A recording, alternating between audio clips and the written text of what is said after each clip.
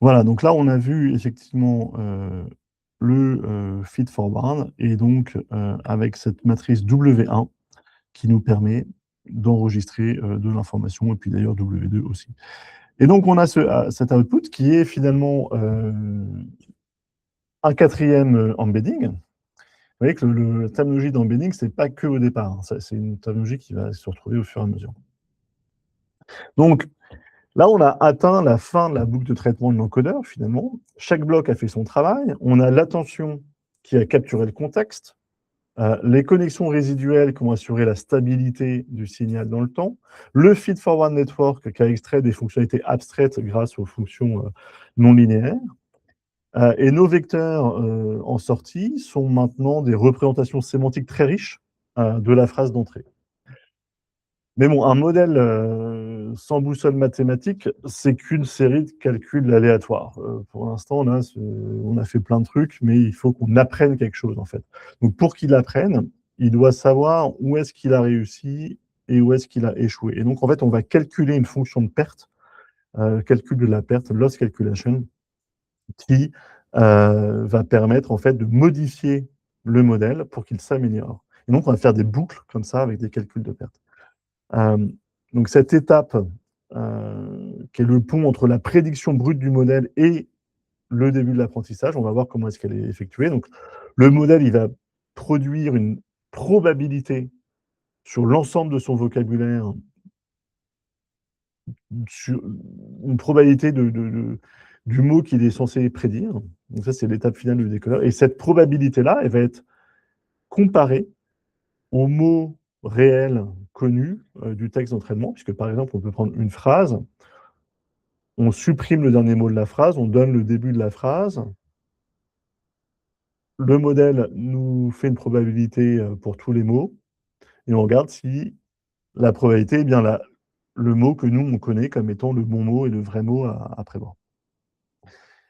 Et donc, on va avoir cette fonction de perte qui prend cette distribution de probabilité et la compare à la vérité pour quantifier une erreur et dire est-ce que c'est bien ou c'est pas bien.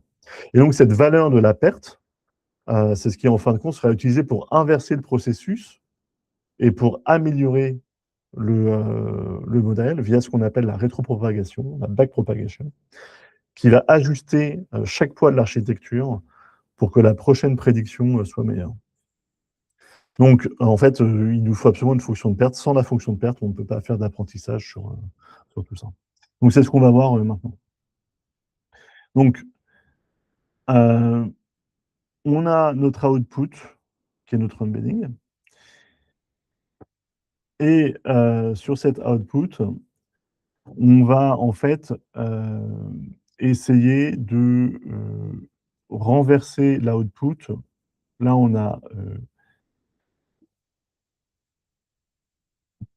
retrouvé en fait le vocabulaire de base. Et donc, pour retrouver le vocabulaire de base, il va falloir qu'on transforme l'output qui est là, qui est en fait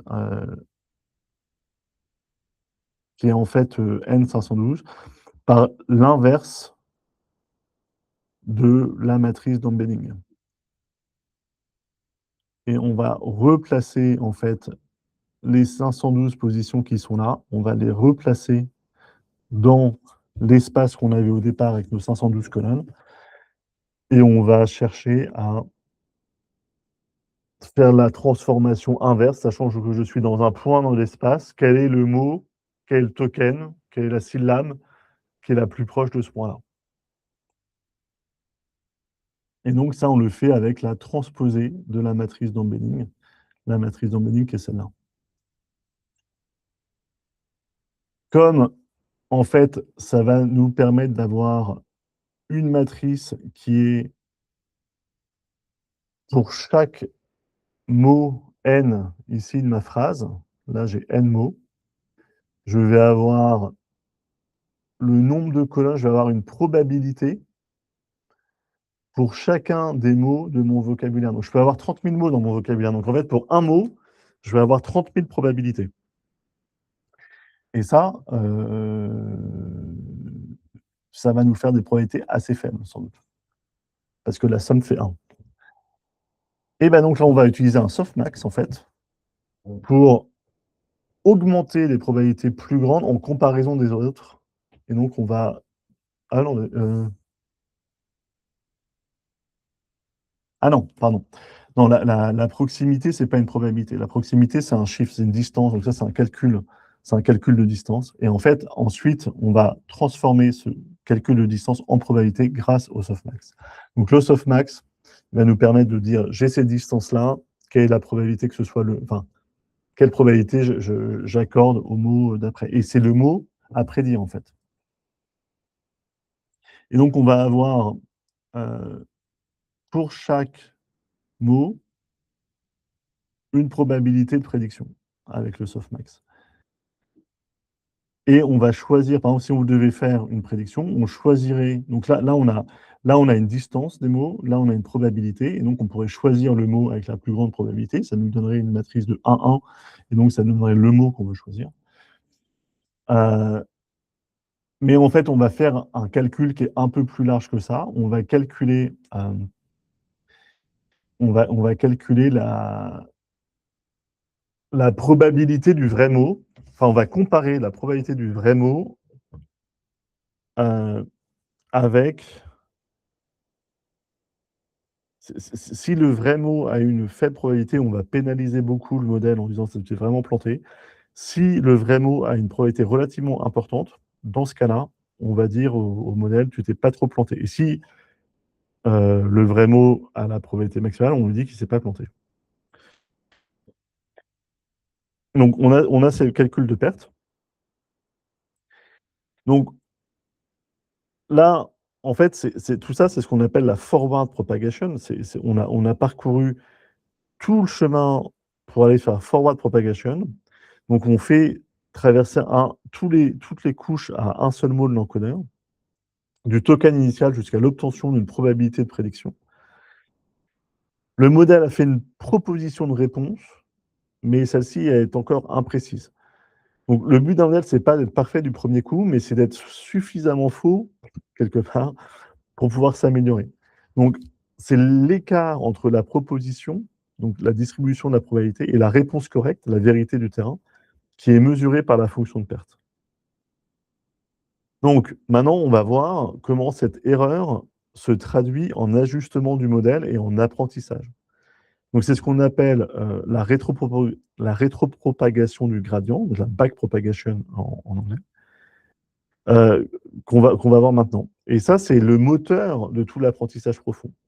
C'est un processus mathématique qui calcule en inverse la chaîne de calcul et remonte l'erreur, le gradient de la perte, en fait, de la sortie vers l'entrée. Donc, on va voir que cette rétropropagation est rendue possible par deux fonctions qu'on a déjà étudiées, donc la dérivation des fonctions d'activation et les connexions résiduelles.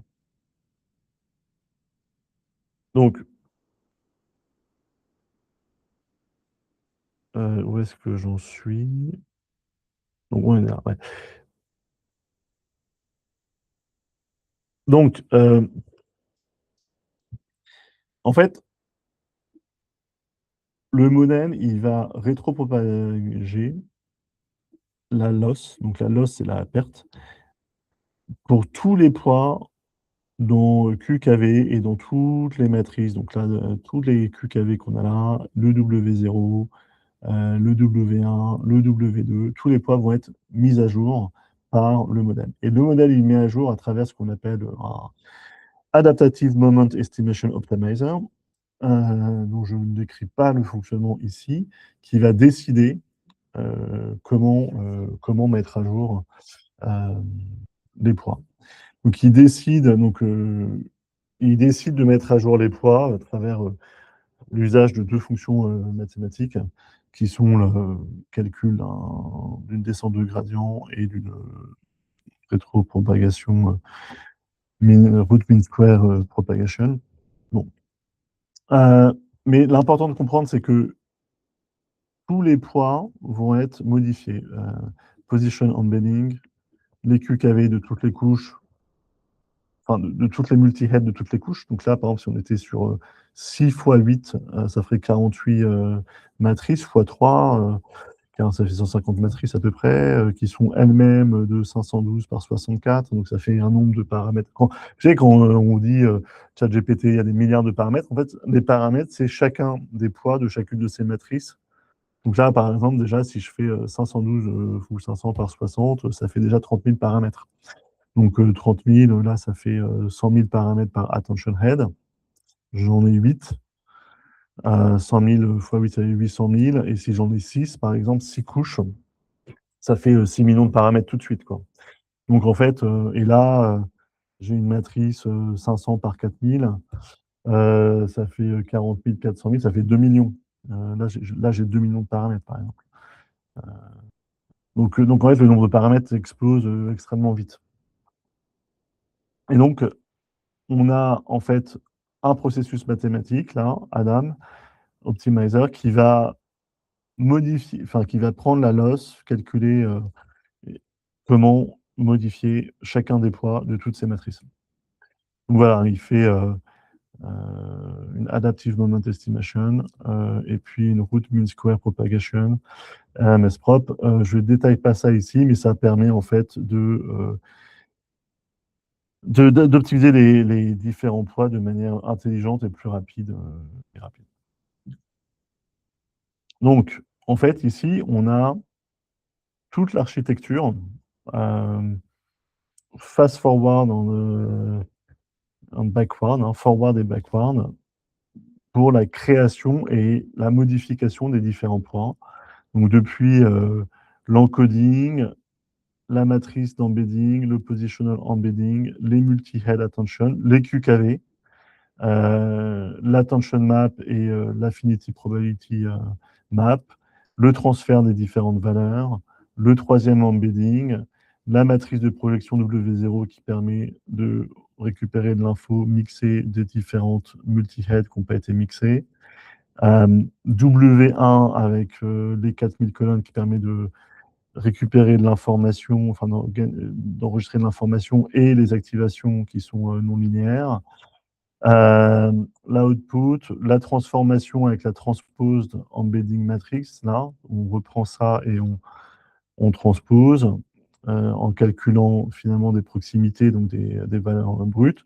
On transforme les valeurs brutes en probabilité pour savoir quel est le mot à venir qui est le plus probable. Et ensuite, on compare les probabilités sur le mot prévu versus le vrai mot, et on calcule une fonction de perte qui nous permet en fait de backpropager, donc en fait de modifier tous les poids, que ce soit les poids dans les multi-head attention, dans W0, W1, etc. Et donc on a une boucle comme ça, qu'on va faire des milliards de fois sur des milliards de textes, sur des matrices pour améliorer en fait la capacité du modèle à prédire correctement le prochain mot. Voilà. Et ensuite, donc ça, c'est juste l'encodeur. Et ce qui reste ensuite, c'est le décodeur et le lien entre l'encodeur et le décodeur que je vous invite à suivre dans la prochaine vidéo. Merci à vous.